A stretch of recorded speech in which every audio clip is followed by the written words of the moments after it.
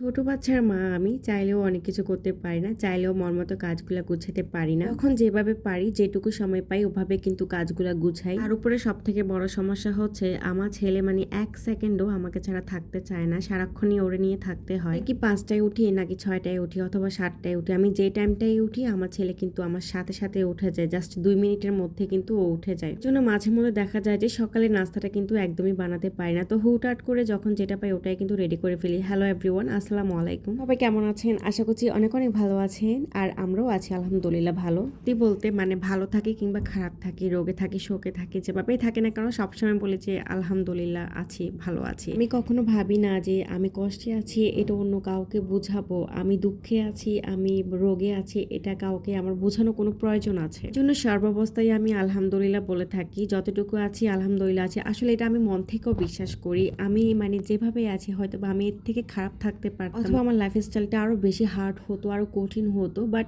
এখন যে এইটুকু পেয়েছি আমি মনে করি যে এইটুকু অনেক, আমি অনেক ভালো আছি আলহামদুলিল্লাহ। তো আজকে সকালে ছেলের কানাকাটির জন্য আর রুটি পরোটা কিছুই করতে পারিনি। আজকে আমি পাউরুটি আর ডিম করেছি সকালে নাস্তায়। দেখা যায় যে অনেক সময় আমি সকালবেলা নাস্তাটা বানাতে পারি না। আমার ছেলে হচ্ছে মানে কান্না করবে, তখন হচ্ছে ওর আমাকে প্রয়োজন হয়। যখন ঘুম থেকে উঠে ওর আমার চেহারাটা ওকে দেখতে হয়, না হলে ও প্রচুর কান্নাকাটি করে। জামাই দেখা যায় যে প্রায় সময় বাইরে থেকে নিয়ে আসে পরোটা অথবা নান রুটি নিয়ে আসে। তবে বাইরের পরোটাগুলো খেতে আমার একটু ভালো লাগে না, কিন্তু কি আর করা, যেহেতু আমি নাস্তাটা বানাতে পারি না। আর বিরক্ত লাগে যখন আমি নিজের হাতে নাস্তাটা বানাতে পারি না। মানে দিনের প্রথম কাজটা যখন আমার নিজের হাতে হয় না, তখন কেন জানি লাগে সারাটা দিন কাজ করতে। সত্যি বলতে কি আমরা মেয়েরা সংসারের মায়ে এমন ভাবে ডুবে যায় যে সংসারের কাজগুলোকে আমরা ভালোবেসে অনায়াসে করি। কোনো রকম বিরক্তিবোধ কিন্তু আমাদের সংসারে কাজ করতে আসে না। আর সকালবেলা এই ভিডিও ক্লিপগুলো নিতেই আমার যে কি পরিমাণ দুর্ভোগ পোহাতে হয় কি আর বলবো। দেখা যায় যে মাঝে মধ্যে ছেলেকে কোলে নিয়ে ভিডিওগুলো করতে হচ্ছে। তো এখানে ২টো ডিম ভেজে নিচ্ছি।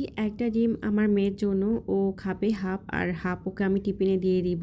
আর একটা ডিম হচ্ছে আমরা শসা পেঁয়াজ দিয়ে মেয়োনিজ সস দিয়ে পাউরুটির সাথে মিক্সড করে খাবো। আমার মেয়ে আবার পাউরুটির সাথে মেয়োনিজ বা সস দিয়ে খেতে পছন্দ করে না, মানে স্যান্ডউইচ লাইক পাউরুটি ও টোটালি পছন্দ করে না। এই জন্য শুধু ডিমটাই কিন্তু ওকে পাউরুটির সাথে আমি দেবো। ভিডিও করতে করতে দেখা গেছে ডিমটা হালকা একটু পুড়ে গিয়েছে। তো আমার কিন্তু একটু পোড়া পোড়া ডিম খেতে ভালো লাগে। আমার জামাইও কিন্তু পোড়া পোড়া ডিম খেতে পছন্দ করে। তো যাই হোক, ডিম ভেজে নিয়েছি।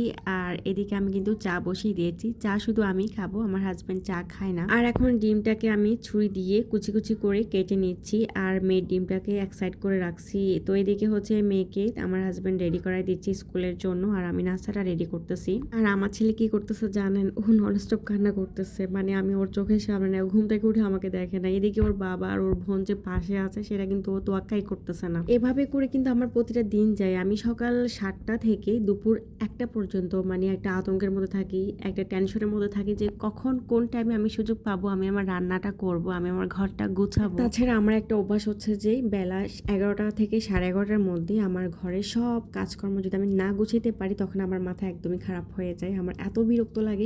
আমি একদম তাড়াহুড়ার মধ্যে থাকি, আর আমি খুব তাড়াহুড়া করে কাজ করি। দেখা যায় যে আমি একসাথে অনেকগুলো কাজ করতেছি। এদিকে হচ্ছে আমি মনে করেন চুলায় রান্নাটা বসাইছি, এদিকে ঠুসঠাস করে পাতিল একটা ধুইতেছি, আবার আমি ঘরটাও ঝাড়ু দিচ্ছি। তবে বেশিরভাগ সময় চেষ্টা করেছি 10টার মধ্যে অনেকগুলো কাজ গুছিয়ে ফেলার। তো এতে করে সুবিধা হয় কি, আমার মেয়েকে স্কুল থেকে আনার আগে যদি আমি কাজগুলো করে ফেলি তো আমি হচ্ছে মেয়েকে সকালের টাইমে একটু পড়াতে পারি। যেদিন 10টার মধ্যে আমি রান্নাটা করতে না পারি অথবা আমি ঘর ঝাড়ু দিতে না পারি সেদিন আর আমার চেহারার দিকে তাকানো যায় না। মানে মেজাজ এত বেশি খারাপ থাকে ছেলের উপরে। এটুকু বাচ্চারা তো আর কিছু বলাও যায় না, কিছু করাও যায় না। তো কি করি আমি জানেন? আমি আমার জামাইয়ের ফোন দিয়ে একঘাতা চিল্লাচিল্লি শুরু করে দিই। মানে এই মানুষটারে আমার যত রাগ আছে, যত অভিমান আছে, সবকিছু আমি এর উপর ঢালি। হ্যাঁ, আমার মাথা খারাপ হইলেও আমি চিল্লাই ওর সাথে, আমার রাগ উঠলে ওর সাথে চিল্লাই। বাচ্চারা আর কি করবে, অফিসে বসে বসে আমার ঝাড়িগুলো শুনে। তবে বিশ্বাস করেন ভাই, ওরে ফোন দিয়ে ঝাড়িগুলো দেওয়ার পরে, ওর সাথে চিল্লাচিল্লি ঝগড়াঝাটি করার পরে আমি না একদম মেন্টালি কুল হয়ে যাই, আমার মন শান্ত হয়ে যায় এবং আমি স্বাভাবিক হয়ে যাই। বলতে বলতেই আমি আমার সকালের ব্রেকফাস্ট রেডি করতেছি।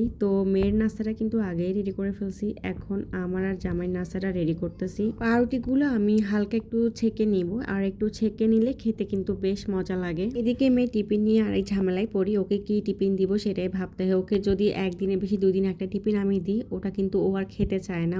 ওটা যেভাবে দিব ওভাবে কিন্তু বক্স করে আমার জন্য নিয়ে আসে। তো যেটা বলেছিলাম আর কি, জীবনের সর্বক্ষেত্রে আলহামদুলিল্লাহ বলি আমি, কারণ আমি ভাবি আমি এর থেকেও খারাপ পজিশনে যেতে পারতাম।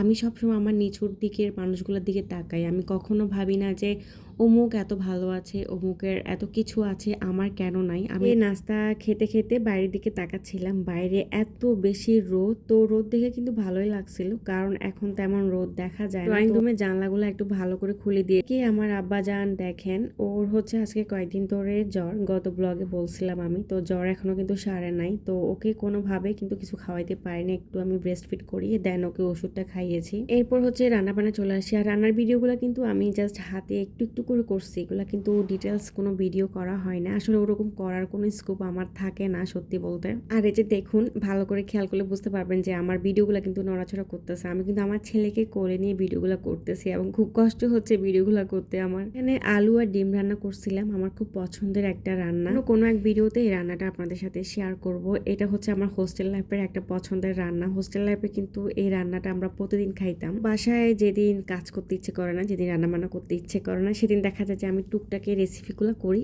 আর এই যে পাতিলগুলো দেখতে পাচ্ছেন, এগুলো কিন্তু আমি কিনে আনছি মেয়েকে স্কুল থেকে আনার পথে একটা ফেরিওয়ালা থেকে। এই দুটো পাতিল আমার থেকে 370 টাকা নিয়েছে। অ্যাকচুয়ালি আমি পাতিলের দাম জানি না, তো এই পাতিলগুলোর দাম কি বেশি হয়েছে নাকি কম হয়েছে, প্লিজ আপনারা যারা জানেন একটু কমেন্টস করে আমাকে জানাইয়েন। পাতিলগুলো আমার কাছে মোটাই লাগছে, মোটামুটি ভালোই লাগছে। তো যাই হোক, এখন হচ্ছে বিকালবেলা, আর বিকেলে দেখুন আকাশটা কি সুন্দর লাগছে। এত সুন্দর আকাশ দেখে ভিডিও না করে আর থাকতে পারলাম না। যাই হোক, আকাশ দেখতে দেখতে আজকে আপনাদের থেকে বিদায় নিয়ে নিচ্ছি। তো আজকে আমি আমার সারাদিনের রুটিনটা কিন্তু আপনাদের সাথে শেয়ার করছি। আজ সবাই সুস্থ থাকবেন, ভালো থাকবেন, সবার জন্য অনেক দোয়া ভালোবাসা রইলো, আর আমার জন্য দোয়া করবেন। আজকের মতো বিদায়, আল্লাহ হাফেজ।